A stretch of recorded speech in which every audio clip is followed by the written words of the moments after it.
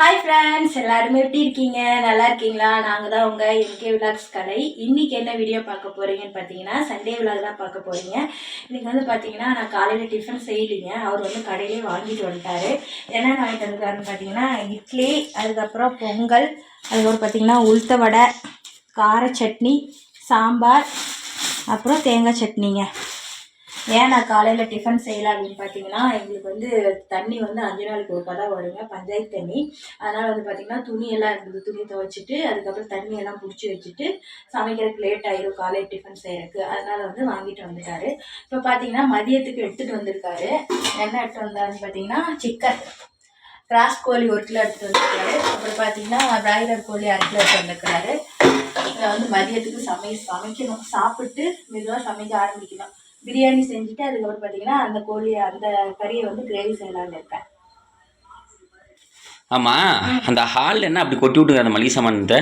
ஆமாங்க, நேற்று நம்ம மளிகை சாமான் வாங்கிட்டு வரும்போது மழை வந்துச்சுல்ல, ஆமாம், தூத்தல் போட்டுச்சுல்ல. அது தூத்தலாம் நல்லாவே வந்துச்சு மழை. அந்த சாக்கு பையில போட்டு தான் கட்டி கொடுத்தாங்க அந்த அண்ணா. இருந்தாலுமே பார்த்தீங்கன்னா அந்த சாக்கு பையிலேருந்து ஈரம் போய் அதில் போய் இந்த கவர் மேல ஈரமாக இருந்தா, அதனால சரி கொஞ்சம் காத்தோட்டமாக இருக்கட்டும், அப்புறம் நம்ம எடுத்து வச்சுக்கலாம் அப்படின்னு சொல்லிட்டு காத்தோட்டமாக வச்சுருக்கிறேன். எனக்கு ரங்கா போயிட்டு வந்து அப்படியே இருக்குது மளிகை சாமானம். இப்போ சாப்பிட்டு சமைச்சிட்டு பொறுமையாக எடுத்து வைக்கலாம். சரி. எங்கே அவசர அவசரமாக வந்துட்டு இருக்க? இல்லை, ஃபர்ஸ்ட் இஞ்சி பூண்டு அரைச்சி வச்சுட்டேன். கரண்டி போயிடுச்சுன்னா என்ன பண்ணுறது? சரி, அதுக்குள்ளே நம்ம சிக்கனை மேக்னேட் பண்ணிடலாம். வெங்காய பூண்டுலாம் உரிச்சிட்டியா? அதுக்குள்ளே வந்து மேக்னேட் பண்ணுறேன்னு வந்துட்டேன். வெங்காயம் பூண்டு இஞ்சி எல்லாம் உரிச்சாச்சுங்க. உரிச்சிட்டு ஃபர்ஸ்ட் இதை வந்து கலக்கி வைக்கிறேன், கொஞ்ச நேரம் ஊறட்டும். என்னமோ தயிரெல்லாம் அப்புறமா தான் வணக்கிட்டு தான் ஊற்றி போயிருமோ, புதுசாக பாத்திரத்தில் ஊற்றி இதை கலக்குற? அதுவா? அது வந்து இது கையை கழுவிக்கிற கை. எதுக்காக இதை வந்து மிக்சிங் பண்ணி வைக்கிறேன் அப்படின்னா, அந்த சிக்கன்ல அந்த கவுச்ச வாடை இருக்காது, அது இல்லாம கொஞ்சம் டேஸ்ட் கொடுக்கும். அதனால தயிர் கொஞ்சம் ஊற்றியாச்சு. அப்புறம் கொஞ்சமா மிளகாத்தூள், என்ன புதுவிதமான இதா, கொஞ்சமா கரம் மசாலா, அதுக்கப்புறம் கொஞ்சமா இஞ்சி பூண்டு பேஸ்ட். என்ன செய்யறப்ப மேகம் இது? இஞ்சி பூண்டு பேஸ்ட் பிரியாணிக்கு. பிரியாணி. அதுக்கடுத்து மஞ்சத்தூள் கொஞ்சம், உப்பு, கறிக்கு தேவையான அளவு உப்பு போட்டுக்கலாம். கறியை நல்லா மஞ்சத்தூள் போட்டு கழுவி வச்சாச்சு. தூக்கி இதுல போட்டுக்கலாம், தண்ணி சுத்தமா வடிச்சிட்டு. சரி, இவ்வளோ கஷ்டப்பட்டு இந்த பிரியாணி செஞ்சு சாப்பிட்றதுக்கு 100 ரூபா கொடுத்து போய் கடையில் வாங்கி கொடுத்து சாப்பிட்டா என்ன? அதை வந்து நீ கறி எடுக்காததுக்கு முன்னாடியே யோசிச்சிருக்கணும். யோசிச்சுட்டு சரி இன்னைக்கு வந்து நம்ம கடையில சாப்பிட்டுக்கலாம் அப்படின்னு நீ சொல்லணும். நீ எதுவுமே சொல்லல. நீ அப்படி பண்ணியிருந்தா எனக்கு நின்றுட்டு சமைக்கிற வேலையும் மிச்சமாயிருக்கும். என்னதான் இருந்தாலும் உன் கையில் சமைச்சு சாப்பிட்ற மாதிரி வருமா? அதுக்கு தான் சப்பா முடியல.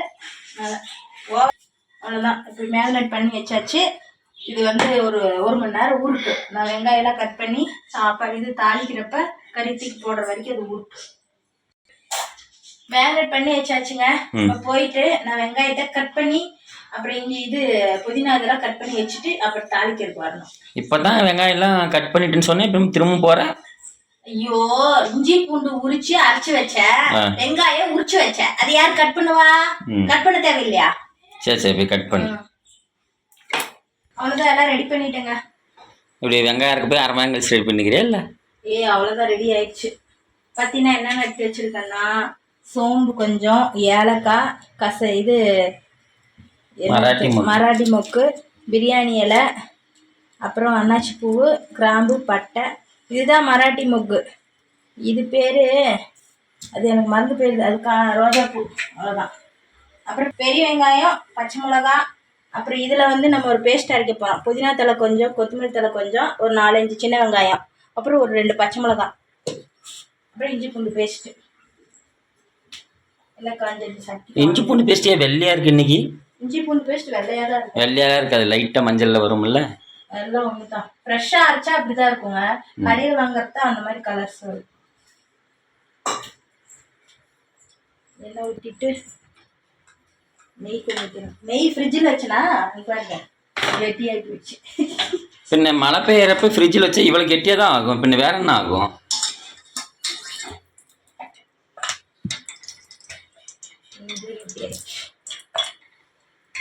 எண்ணெய் காஞ்சது இந்த மசாலாலாம் போட்டுடலாம். மசாலா அவ்வளோதான். வதங்கின பின்னாடி வெங்காயம் போட்டுடலாம். பெரிய வெங்காயம் ஒரு 2 பெரிய வெங்காயம். பெருசாக இருந்தால் 2 போடுங்க, சின்னதாக இருந்தால் 3. வெங்காயம் பார்த்தீங்கன்னா நல்லா பொன்னிறமாக வதங்கணும். வெங்காயம் எந்த அளவுக்கு நம்ம வதக்குறோமோ அந்த அளவுக்கு பிரியாணி டேஸ்ட்டு கொடுக்கும். அதனால் வெங்காயம் நல்லா வதங்கிட்டோம். அதுக்குள்ளே நம்ம என்ன பண்ணுறோன்னா ஒரு பேஸ்ட் ஒன்று அரைச்சிட்டு வந்துடலாம். புதினா, கொத்தமல்லி தழை, 4-5 சின்ன வெங்காயம், 2 பச்சை மிளகா. காரத்துக்கு தகுந்த மாதிரி நீங்கள் பச்சை மிளகா போட்டுக்கோங்க. இப்போ இதை பேஸ்ட்டாக அரைச்சிக்கலாம். இந்த அளவுக்கு நல்லா பேஸ்ட்டாக அரைச்சிக்கோங்க, தண்ணி ஊற்றாமல். ஏன்னா வெங்காயத்துலேயே நம்மளுக்கு தண்ணி வரும், அதனால் தண்ணி ஊற்றிக்காது. இப்போ பார்த்தீங்கன்னா இந்த அளவுக்கு வெங்காயம் வதங்கினா போதும். வதங்கின பின்னாடி ஒரு 2 தக்காளி போட்டுக்கோங்க. தக்காளி போட்டுட்டு இஞ்சி பூண்டு போட்டுக்கலாம். ஏன்னா இஞ்சி பூண்டு தான் போய் இப்போ அந்த பாத்திரத்துலேயே ஒட்டிச்சு, அதனால தான். தக்காளி போட்டதுக்கப்புறம் பார்த்தீங்கன்னா இஞ்சி பூண்டு 2 ஸ்பூன் போட்டுக்கலாம். நான் 1/2 கிலோவுக்கு தான் செய்கிறேன். நான் 1/2 கிலோ கறிக்கு 1/2 கிலோ அரிசிக்கு தான் செய்கிறேன். அதனால் 2 ஸ்பூன் போடுறேன்.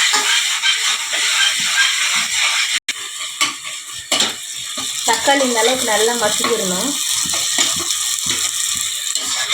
அம்மா இந்த பிரியாணி பேரும் ஒன்றும் சொல்லலை. பிரியாணி பேரா? சிக்கன் பிரியாணி. சிக்கன் பிரியாணியா?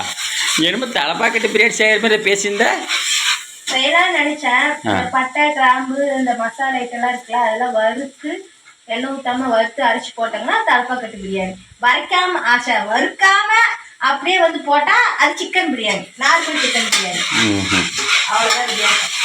பார்த்தீங்கன்னா இந்த அளவுக்கு நல்லா தக்காளி, இஞ்சி பூண்டு பேஸ்ட்டு எல்லாம் வதங்கின பின்னாடி நம்ம என்ன பண்ணுறோன்னா அரைச்சி வச்ச சின்ன வெங்காயம், புதினா பேஸ்ட்டாக இதில் ஊற்றிக்கலாம். நம்ம இது பச்சையாக தான் அரைச்சோம், அதனால இதுவும் நல்லா எண்ணெயில் வதக்கணும்.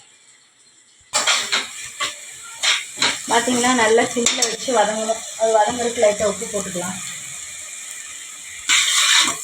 என்ன இல்லை பச்சை கலர் மாறிடுச்சு. கிரீன் பிரியாணி. இன்னைக்கு மட்டும் பிரியாணி நல்லா இல்லாத அப்பா இருக்குது உனக்கு. ஏங்க நம்பணுங்க, நம்பிக்கையோடு செய்யலாம். நம்பினாதான் வாழ்க்கை, நம்பினாதான் சோறு. என்ன பண்ணுறது, சோறுன்னு சொல்லிட்டு பிரியாணின்னு சொல்லிட்டு ஆசை காட்டி மோசம் பண்ணிடாமல் இருந்தா சரி. சரி இரு, நான் இவ்வளோ நாள் செஞ்ச பிரியாணிலேயே எது ஃபெயிலியர் ஆச்சு? நிறைய ஃபெயிலியர் எனக்கு. பாவி இப்படி சொல்லிட்டீங்க. பார்க்கலாம் இது ராசி உருப்படியாக வருதாண்டு. பார்த்தீங்கன்னா இந்த அளவுக்கு நல்லா வதங்கிடணும், பச்சை வாசம் போகிற அளவுக்கு. வதங்கின பின்னாடி நம்ம மேரினேட் பண்ணி வச்சோங்கள அந்த சிக்கனை இதில் போடுறோம். தண்ணியை ஊற்றக்கூடாது, ஏன்னா சிக்கன்லேருந்து தண்ணி வரும். நம்ம ஆல்ரெடி மிளகாத்தூள் போட்டு மேரினேட் பண்ணியிருக்கிறோம். அதனால பச்சை மிளகா போட்டு அரைச்சிருக்கோம். அதனால நம்மளுக்கு காரத்துக்கு தகுந்த மாதிரி ஒரு 1/2 ஸ்பூன் மட்டும் மிளகாத்தூள் போட்டுக்கலாம். அதுக்கப்புறம் கொஞ்சமாக கரம் மசாலா, பார்த்தீங்கன்னா மல்லித்தூள் 2 ஸ்பூன் போட்டுக்கலாம்.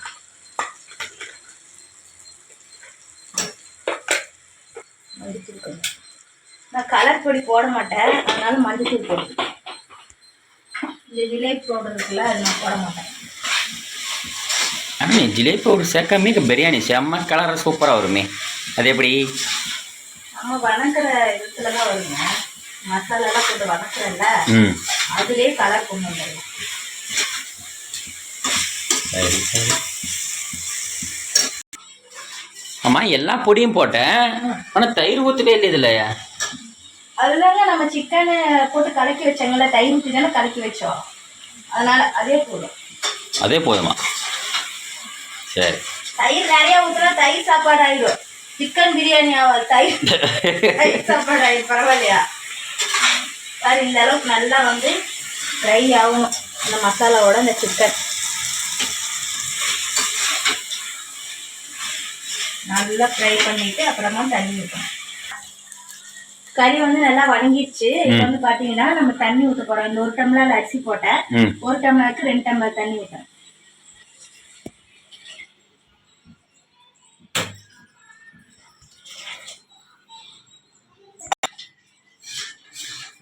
தண்ணி ஊற்றியாச்சு. தண்ணி கொதிச்சதும் அரிசி போடுறாங்க. உப்பு பார்த்து உப்பு போட்டுக்கலாம். உப்பு கொஞ்சம் தூக்கலாக போட்டாதான் சாப்பாடு அரிசி போட்ட பின்னாடி கரெக்டாக இருக்கும். கொஞ்சம் தூக்கலாக போட்டோம். ஒரு கல் ஒரு சிட்டியை தூக்கலாக இருக்கும். பார்த்தீங்கன்னா தண்ணி கொதிக்குது. இப்போ வந்து நம்ம அரிசி கழுவி வச்சாச்சு. இதை போட போகிறோம். அரிசி தண்ணியை வடிச்சிடுங்க. அரிசியில் இருக்கு. அரிசி போட்டாச்சு. ஒரு விசில் வச்சு அவ்வளோதாங்க, பிரியாணி ஆயிடுச்சு. நம்ம வந்து விசில் வச்சிடலாம் மூடி போட்டு. எதுக்கு அந்த பச்சை மிளகானா, அந்த பச்சை மிளகா வந்து அந்த வாசனையாக இருக்கும். அதுக்காக நான் போடுவேன். எப்பவுமே நான் பிரியாணி செஞ்சேன்னா குக்கர் மூடி போடுறதுக்கு முன்னாடி இந்த ஒரு பச்சை மிளகா போட்டுருவேன். அது அந்த வாசனை எனக்கு ரொம்ப பிடிக்கும். அதனால உப்பு செக் பண்ணிக்கலாம். அவ்வளோதாங்க, குக்கர் மூடி போட்டு விசில் போட்டாச்சு. விசில் வந்து பிரியாணி ரெடி. நெக்ஸ்ட் என்ன ஒர்க்குனா சிக்கன் கிரேவி செய்யணும். இங்க பாருங்க, சிக்கன் கிரேவி அப்படியே ஆணி பறக்க சிக்கன் கிரேவி. அதுக்கப்புறம் பார்த்தீங்கன்னா சிக்கன் பிரியாணி. இன்னைக்கு இதுதான் ஸ்பெஷல். கரியா போடணும். எல்லாம் ஒண்ணுதான் வரும். எலும்பு கறி எல்லாம் மிக்சிங் தான் வரும். லெக் பீஸ் வாங்கினியாங்க? லெக் பீஸ்ல கறி, லெக் பீஸ்ல கறியை காணும். கறி தனியா வந்துருச்சு. நீ செஞ்ச பிரியாணில இருந்து கறி கலந்துக்குச்சு. அது ஏன்னே தெரியல. சிக்கன் பிரியாணி செஞ்சா எனக்கு அது லெக் பீஸ் மட்டும் கலந்துக்குது கறி.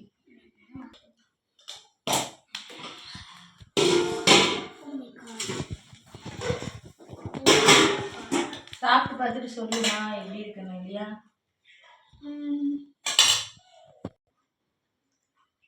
நல்லா இருக்குதா? உண்மையை சொல்லு.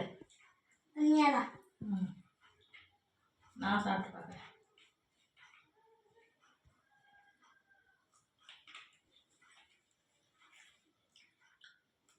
வேற லெவல். சூப்பராக இருக்குங்க. நிஜமாலுமே சூப்பராக இருக்கா? நல்லா இருக்கு. நான் சாப்பிட்டு சொல்கிறேன். இன்னைக்கு புதுவிதமாக ட்ரை பண்ணல. நல்லா இருக்கு இந்த டேஸ்ட். அப்படியே கிரேவியோட வச்சு சாப்பிட்டா வந்திருக்குமா கறி கொஞ்சம் வந்திருக்கு. சூப்பராக இருக்குதுங்க. நல்லா இருக்கு. எத்தனை வாட்டி சூப்பராக சொல்ற? டேஸ்ட்ல எனக்கு என்ன சொல்றதுன்னே தெரியல. ஏன்னா அந்த அளவுக்கு அல்டிமேட்டா இருக்கு. டேஸ்ட் செம்மையா இருக்கு. அது செஞ்சவங்க சட்டை அப்படிதான் இருக்கும். நாங்க சாப்பிட்டு சொல்றோம் டேஸ்டா இருக்குதா இல்லை எப்படி இருக்கு. வா, நீ ஒரு வாய் சாப்பிட்டு பார்த்து சொல்லுவா. அதெல்லாம் வேணாம், சாப்பிடு. வா, நீ ஒரு வாய் சாப்பிட்டு பாரு. அப்ப சொல்ல